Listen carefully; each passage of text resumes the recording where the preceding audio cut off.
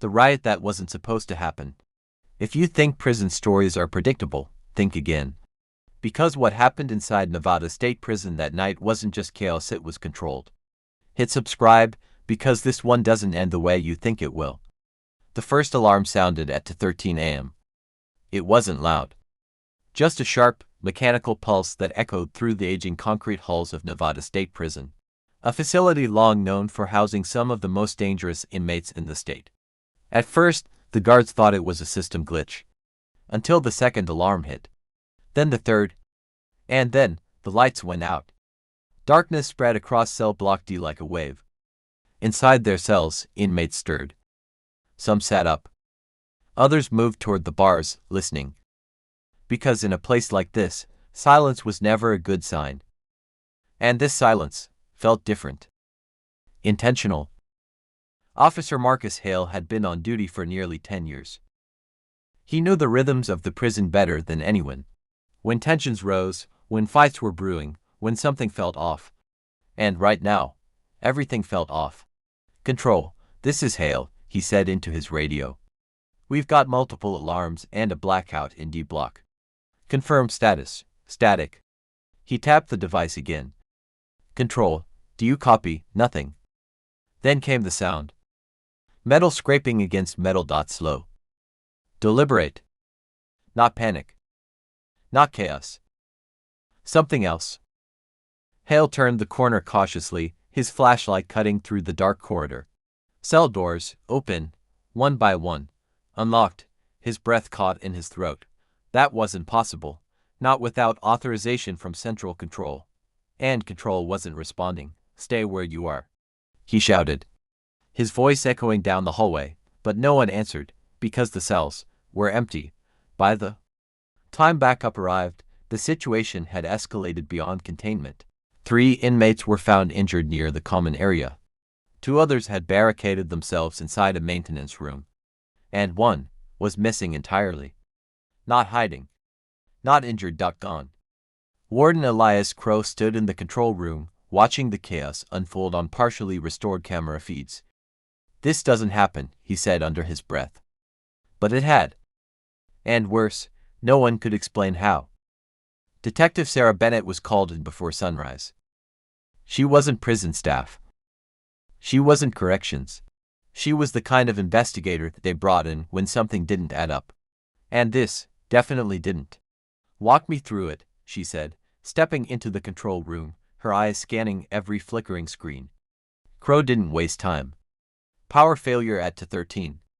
Backup systems delayed by 38 seconds. During that window, multiple cell doors in D block opened. Opened, or were opened, Bennett asked. Crow hesitated. "We don't know." She turned toward the screens. Who was in those cells? The names came up one by one. Each worse than the last.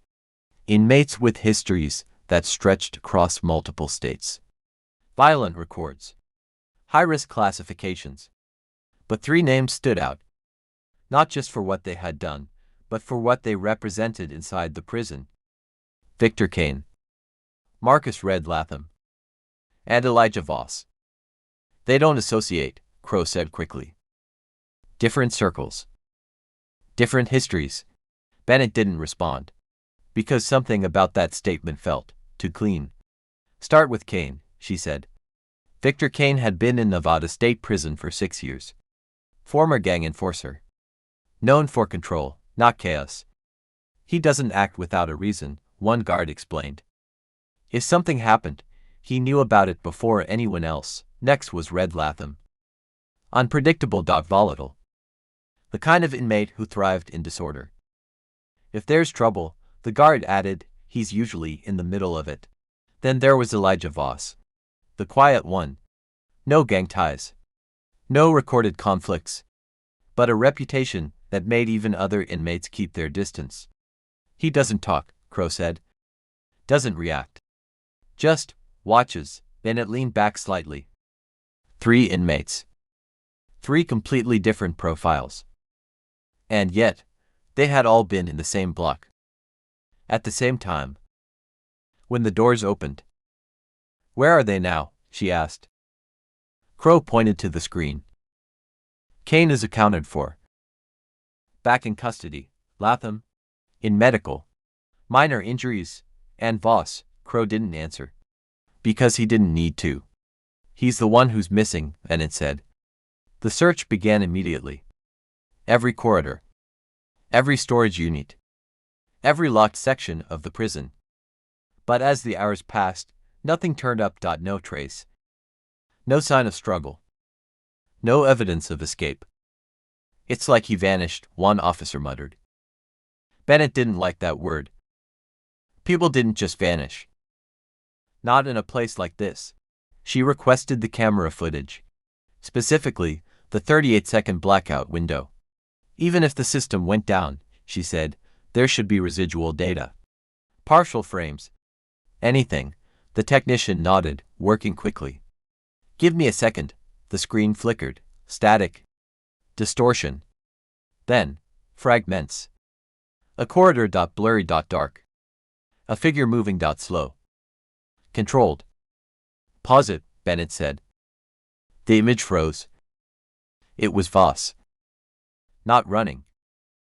Not hiding. Walking. Enhance, she said. The technician zoomed in. And that's when they saw it. He wasn't alone.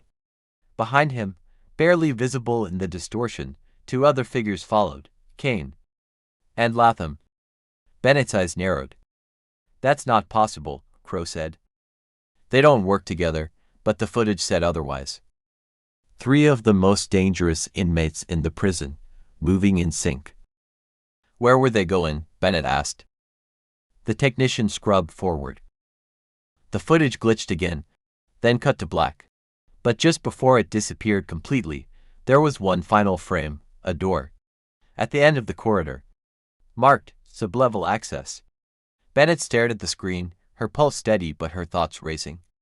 Show me that area, she said. Crow hesitated. That section isn't in use anymore. Then why does it exist? He didn't answer. Minutes later, they stood in front of it. A heavy steel door. Old. Reinforced. Locked. No one's been down there in years, Crow said. Bennett stepped closer, running her fingers along the surface. Cold. But not untouched. Open it, she said. The lock resisted at first. Then, with a deep mechanical groan, it gave way. The door creaked open slowly, revealing a narrow staircase descending into darkness. A faint smell drifted upward. Dust. Metal. And something else. Something recent. Bennett didn't hesitate. She stepped forward. One step at a time. Behind her, the team followed cautiously, flashlights cutting through the dark. At the bottom of the stairs, they found it, a room. Small. Bare. Concrete walls. And in the center, 3 chairs. Not scattered. Not broken. Perfectly aligned. Facing the same direction. Bennett moved closer, her breath slowing. Because something about the scene felt staged. Intentional. Then she saw it. On the wall in front of the chairs, carved deep into the concrete, were 3 names. Victor Kane. Marcus Latham. Elijah Voss. And just beneath them, a 4th name. One that made Bennett freeze instantly, Officer Marcus Hale. But when she turned around to call out to him, he wasn't there anymore. The ones who don't stay gone, the name shouldn't have been there. Captain Elena Ruiz stared at the screen, reading it again, slower this time, as if her eyes had made a mistake. They hadn't. Elliot Vance, declared dead 3 years earlier during a prison transfer. Official reports listed it as a medical emergency, collapsed en route, pronounced dead before arrival. Case closed. File archived. Yet somehow, his name was now linked to the same pattern as the recent incidents. Tell me this is a database error, Ruiz said quietly. The technician shook his head. I cross-checked it twice. The system is pulling real, historical housing records. Vance was in Block D, right next to Kane. Ruiz's jaw tightened. And after he died, he shouldn't appear anywhere after that, but he does. They pulled Vance's file. Everything about it felt incomplete. No autopsy details. No transport footage, just a clean, neatly closed case. Who signed off on this? Ruiz asked. Warden approval. 3 years ago, across the facility, tension continued to rise. 2 more inmates had been found unresponsive, no visible cause. No struggle, no witnesses, just silence. Ruiz moved quickly through the corridors, her boots echoing against concrete. The air felt heavier now, charged with something no one could quite name. She stopped outside the medical unit. Inside, the affected inmates lay on separate beds, monitors tracking steady but shallow vitals. Dr. Keller looked up as she entered. "Any change?" Ruiz asked. Keller shook his head. "They're stable, but they're not waking up. It's like they've shut down voluntarily." Ruiz frowned. "Everyone has a cause." Keller hesitated. "Not like this." Ruiz stepped closer to one of the beds. The inmate's face was relaxed, breathing slow. Too calm, almost peaceful. Any neurological activity? "Minimal," Keller said, "but consistent." "With someone dreaming?" Ruiz looked at him sharply. "You're telling me they're asleep?" "I'm telling you their brain patterns suggest they're somewhere else." Back in interrogation, Marcus Kane sat exactly where they had left him. Same posture, same calm expression. As if time hadn't passed, Ruiz entered alone this time. "You know about Elliot Vance," she said. Kane didn't respond immediately, then slowly. He nodded. "He figured it out before the others," he said. "Figured what out?" "That this place isn't as closed as you think." Ruiz's voice hardened. "He died." Kane's eyes met hers. "No," he said quietly. "They told you he died. The markings." He nodded. "That's not a map," Ruiz said. "No," Kane replied. "It's a path." Ruiz's patience snapped. "Enough with the riddles. People are collapsing. And you're sitting here acting like this is some kind of experiment." Kane's gaze sharpened. "That's because it is an experiment," she repeated. He nodded. "Not mine. But I learned how to use the flaw. The system that keeps everyone in," he said. "It has gaps. These aren't limits. They're openings. I'm saying the prison has exits." Ruiz felt her pulse spike. "That's impossible." "That's what they thought too," Kane said. "Before Vance." "What happened to him?" Kane held her gaze. "He completed the sequence, and then he left." Alarms blared. Ruiz rushed into the corridor. "Report. We've got multiple outages, camera feeds dropping, cells unlocking. This isn't controlled." She turned back. Kane was standing, cuffs still on. "How?" she demanded. "It's about leaving the version of this place you can see." Ruiz ran to the medical unit. Inside, chaos. One of the previously unconscious inmates was gone. "Where is he?" No one answered. The bed was empty, the restraints untouched. The door still locked. Ruiz stared at it. "What does that mean?" Keller swallowed. "It means, wherever he is, he's still alive." This wasn't a series of incidents, it was a process. And it was spreading. Ruiz turned slowly. If inmates could leave, then where were they going? And more importantly, the exit no one could close. The lockdown came too late. Captain Eleanor Ruiz ordered a full system override. Nevada State Prison was no longer operating like a prison. It was following something else. Corridors that had never been used began registering movement. Doors that weren't scheduled to open, opened. Cameras blinked in and out, each outage hiding something important. Not random, always in sequence. "Shut everything down." Ruiz shouted from the control room. "We've already tried," the technician replied. Panic creeping into his voice. "The system isn't responding." "Then kill the power." "We can't." Ruiz turned sharply.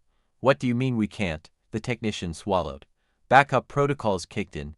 It's running on an internal loop now." "Internal loop?" The words echoed. The prison itself had stopped listening. Behind her, Dr. Keller rushed in. Breathing hard. "Captain, you need to see this." The monitors shifted. Live brain activity readings from the missing inmate filled the screen. Still active. Still stable. "He's not dead," Keller said. "He's functioning." "Functioning where?" Ruiz asked. "I don't know." That was the problem. No one knew. Ruiz turned back toward the feed. Logs. Every disappearance followed the same pattern. Contact with Marcus Kane. Proximity to his former cell. Exposure to the markings. Then collapse. Then absence. She felt it click into place. "This isn't spreading randomly," she said. "It's being passed." "Passed," Harris repeated. Ruiz nodded slowly. "Like a set of instructions. Each person gets closer to completing it." "And Kane?" Harris asked. "He's the one who understands it." Ruiz didn't wait. She headed straight back to interrogation. The room was empty. Her pulse spiked. "Where is he?" she demanded. No answer. No signs of forced exit. No system log. Just like before. Ruiz stood still for a second, then turned slowly. "Sublevel," she said. They ran down the corridor, through the reinforced door, into the section no one was supposed to access. And this time, they weren't alone. The room was lit, not by facility lights, but by something softer, flickering, unstable. The wall, every marking carved into it now connected perfectly. Lines intersecting with precision, angles forming a pattern that felt less like a drawing and more like a mechanism. And standing in the center of it all, Marcus Kane. He wasn't restrained, wasn't guarded. He stood with absolute stillness, one hand resting lightly against the wall, as if feeling it, as if it were responding. "Step away from the wall," Ruiz ordered. Kane didn't move. "You made it," he said calmly. Ruiz's jaw tightened. "This ends now," Kane smiled faintly. "It already ended for them. Where are they?" she demanded. Kane turned slowly. His eyes met hers. "They followed the path." "That's not an answer. It's the only one that matters." Ruiz stepped forward. "You're going to explain this." Kane tilted his head slightly. "You've already figured it out. You just don't want to accept it. Try me." Kane gestured to the wall. This place wasn't built to hold bodies. It was built to control movement. Every step, every door, every second. Ruiz didn't respond. Someone realized that if you mapped those movements precisely enough, you could move through the system without being seen. "A blind spot," Ruiz said. Kane shook his head. "No, a perfect path." Ruiz felt her pulse tighten. "Where does it lead?" Kane smiled. "Somewhere the system doesn't exist." Before she could respond, the lights flickered again, longer this time, more unstable. The walls seemed to shift, not physically, but perceptually. The lines felt deeper, sharper, like they weren't just carved, but active. Ruiz stepped closer despite herself, her eyes tracing the sequence. Step, turn, pause. The pattern made sense, not logically, but instinctively. "You see it now," Kane said quietly. She did. And that terrified her. "Stop," she said, forcing herself back. Kane didn't. Instead, he stepped fully into the center of the markings, exactly where every line converged. "You don't have to stay here," he said. Ruiz's voice hardened. "No one is leaving." Kane's expression softened. "Everyone leaves, eventually." The lights cut out. This time, the darkness felt different, heavier, closer. Ruiz didn't move, didn't breathe. Then, silence. When the lights came back, the room was empty. No Kane, no movement, no sound. Just the wall. And the sequence. But something had changed. Ruiz stepped forward slowly, her eyes scanning the markings. A new line had been added. Clean, precise. And beneath it, a name. Marcus Kane. Her breath caught. Because she understood what that meant. He hadn't escaped. He had completed it. Behind her, Harris spoke, his voice unsteady. "Captain." Ruiz didn't turn. Because she had already seen the rest. Another name. Elliot Vance. And below that, more. Names that shouldn't be there. Names that had disappeared. Names that had been declared dead. All connected. All part of the same sequence. And then, at the very bottom, a blank space. Waiting. Weeks later, the official report was released.